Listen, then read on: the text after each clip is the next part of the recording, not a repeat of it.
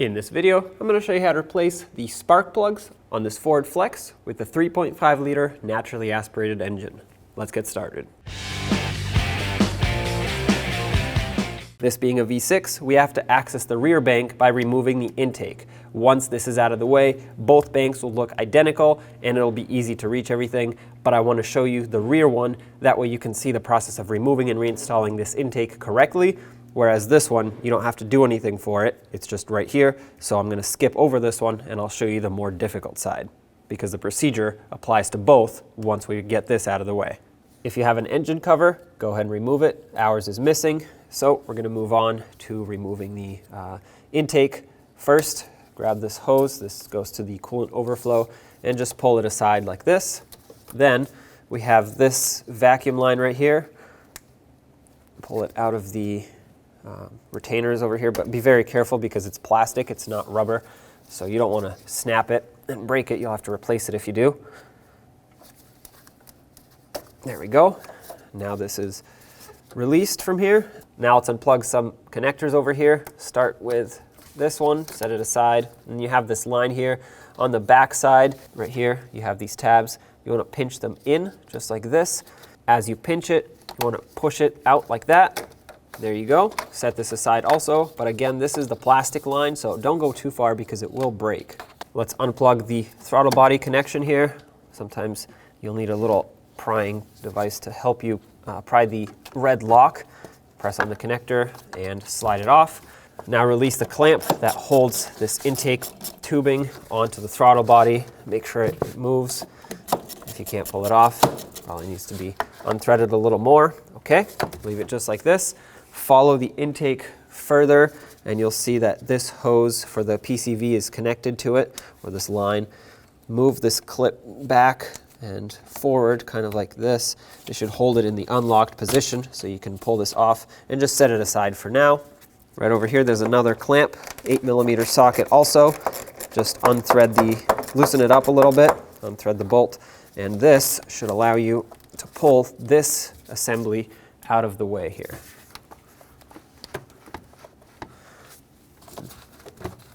Okay, just like that. Looks like we have a hose attached over here.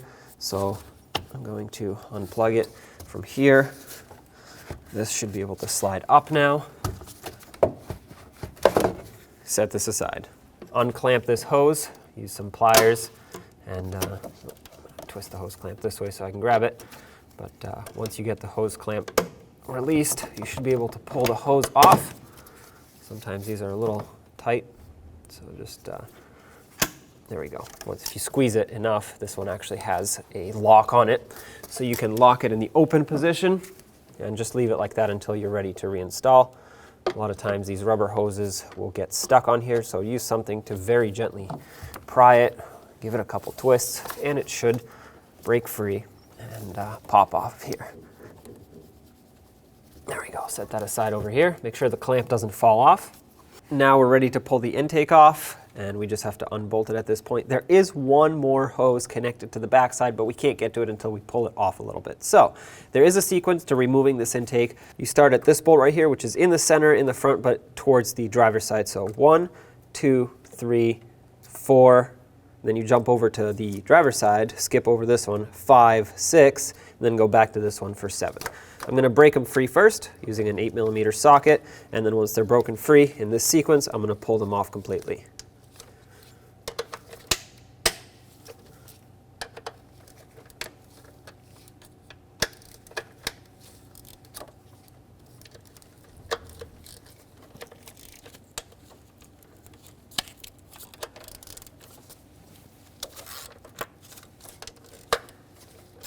Okay, now let's remove the bolts completely. It's important to follow the sequence so that you don't potentially damage the intake. You don't want to crack it by accident. Okay, these don't come out, they stay in the intake.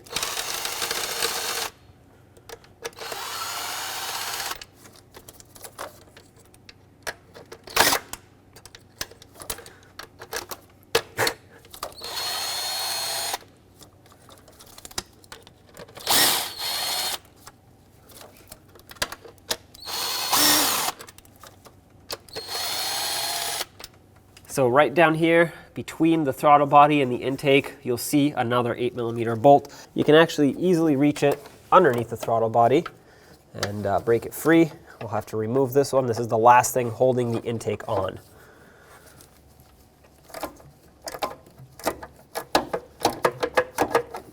Okay, that's broken free.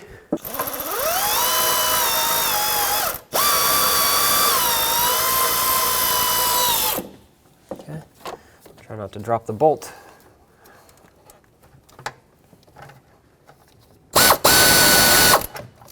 At this point, the intake should be unbolted and ready to pull up and out. If you have a lot of debris here, I know I have some leaves here, but they're not here, they're underneath, so I'm not going to worry about them yet. If you do have a lot of debris, like I said, just blow it off or vacuum it at this point.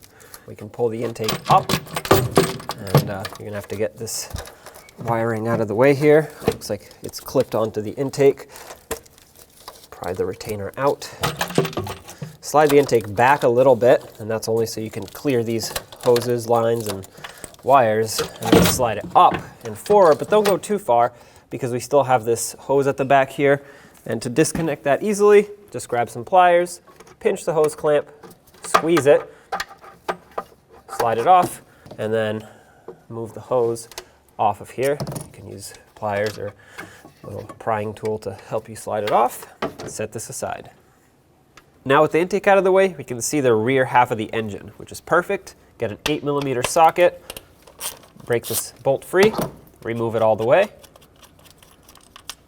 Set that aside, pull back on this red tab. Sometimes they're a little stuck here, just from sand buildup. Grab a little pry bar or screwdriver to pop it free like this. Then that will allow you to press down on the connector, disconnect it, get any debris out of here if you have any. Grab the ignition coil, slide it up. There it is. Now get a 5/8 spark plug socket, slide it down. Make sure it grabs onto that spark plug, and with an extension, break it free. There we go.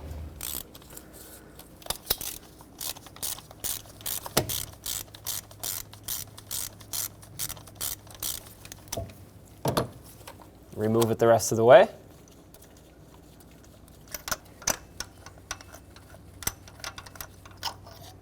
There it is.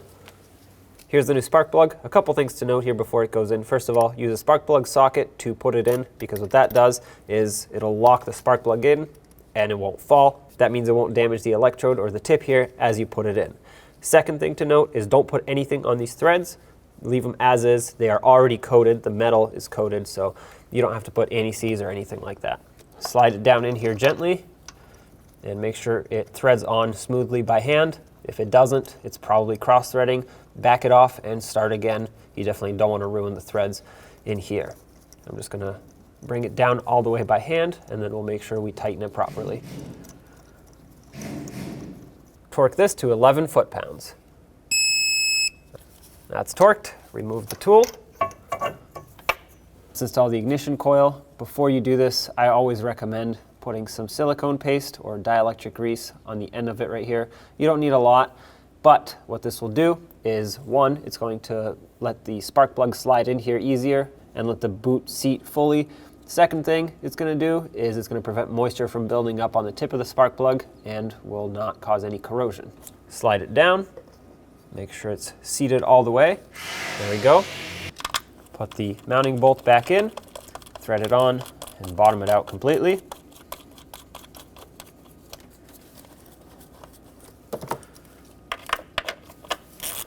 Make sure it's nice and snug, but don't over tighten it. You don't want to break it. And then connect the connector. Make sure that you push it on until it clicks, and then don't forget to lock this into place. And at this point, you would do the same exact thing to the rest of the cylinders. Now let's get the upper intake on. Make sure all the gaskets are still in position. Mine are. Before we completely put it on, we need to reattach this hose at the back here. It'll be a lot easier to do it now rather than after this is already in. So make sure it's bottomed out completely.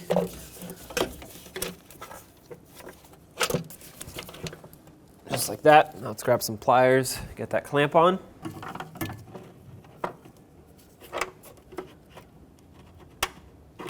Position it right about where it was before.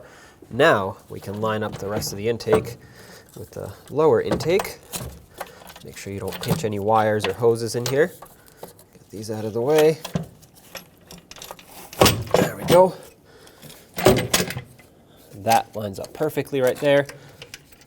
Manually start in the bolts so that you can make sure that not only are they not cross-threading, but if they all start in, you know you're perfectly lined up, so you have nothing else to worry about.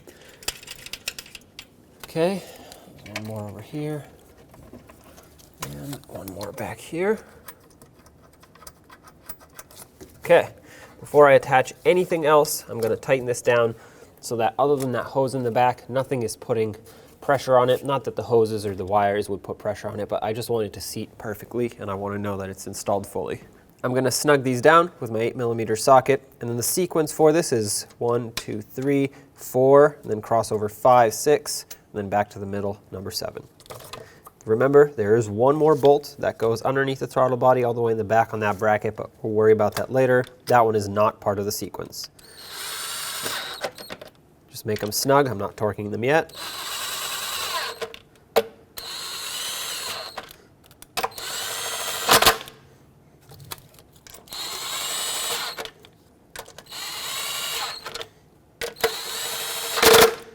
Double check the first few.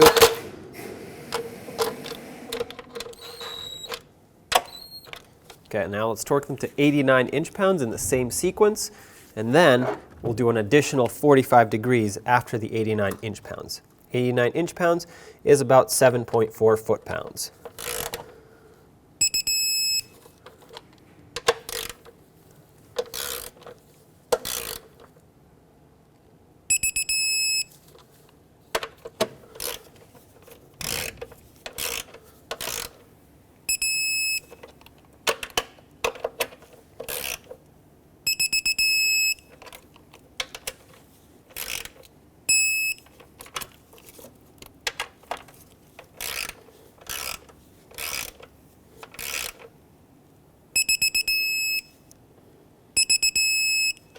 That's 89 inch-pounds for all of them, but I will go over it again because as with all rubber gaskets, the first few might loosen up as you tighten the last few. And because we have degrees involved to finish torquing them, you want to make sure that your base torque, which is a foot-pound number, is correct.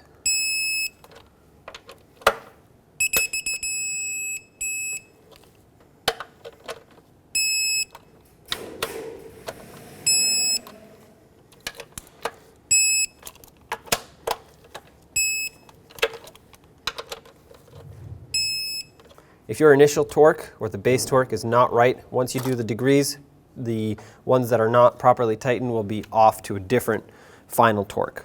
I have a torque wrench that reads degrees, so I have it set to 45 degrees, but if you don't have this, you can just use a ratchet or a little breaker bar and go 1/8 of a turn. You can either mark the bolt or just visually look at it as you're turning.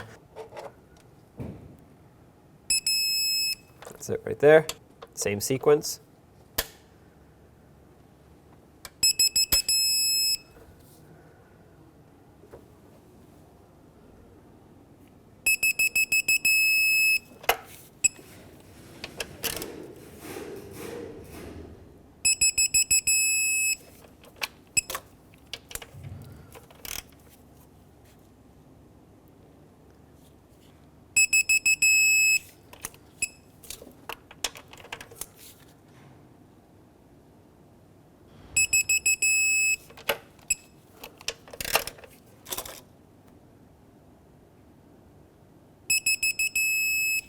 At this point, they're all torqued. You don't want to touch the bolts anymore. If you doubt yourself, you're going to have to loosen them up and start all over again. If you continue tightening or even loosening at this point, you completely ruin the procedure that we just did. And the final torque will be out of spec.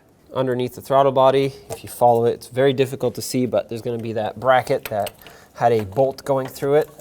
We removed it with an extension, slide that bolt in, get this started, bottomed out, and tightened down.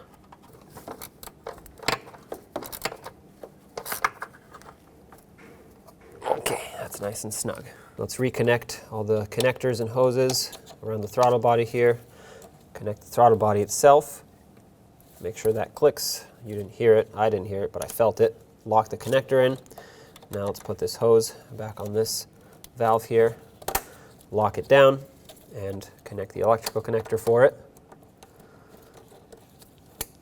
Make sure that clicks. Next we had a vacuum hose over here. Slide that over, bottom it out all the way. Let's get this clamp back on here, lock that hose on. This was just pointed down over here. This coolant hose that goes across was secured on these plastic retainers, and then this vacuum line, actually it's just a plastic line, secures itself onto the retainers on the fuel rail. Let's put the air intake duct back. Slide it over the air filter housing, and make sure that on the bottom this lip doesn't roll over. You want it to seat on the housing, just like this. There we go, press it on all the way. Now, on this side, put it over the throttle body. Once again, make sure it seats.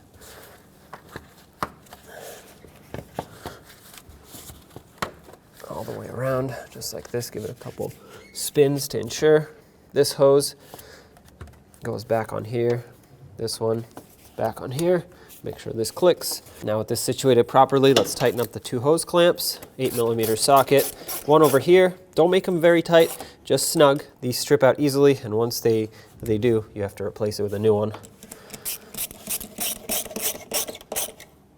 Just like that. Perfect. Now if you had an engine cover, you'd put it back on. It goes onto these grommets here, but ours is missing, so we don't have anything to put back on. When only the best will do, demand TRQ. The only company that lets you view before you do. TRQ is committed to offering the highest quality aftermarket auto parts that are engineered for peace of mind. Thanks for using and viewing with TRQ.